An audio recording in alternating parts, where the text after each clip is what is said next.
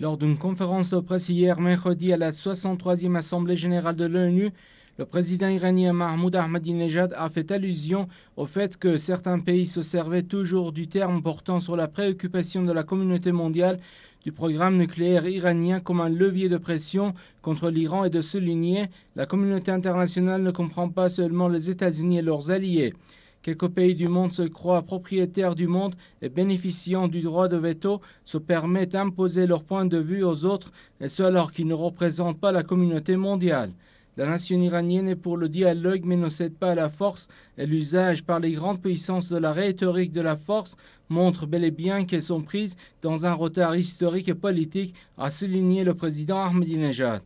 Selon le président Ahmadinejad, le peuple iranien est pour la paix et l'amitié. Pourtant, il ripostera catégoriquement à toute éventuelle agression étrangère.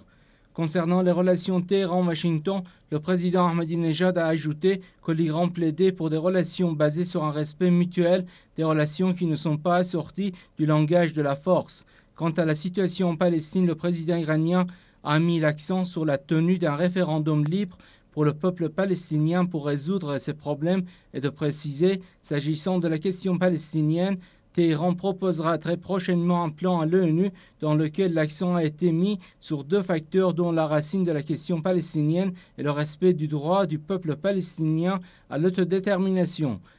La nation iranienne restera aux côtés de toute personne souhaitant réellement et véritablement lutter contre le terrorisme, car l'Iran est lui-même victime du terrorisme, a ponctué le président Ahmadinejad lors de sa conférence de presse au siège de l'ONU.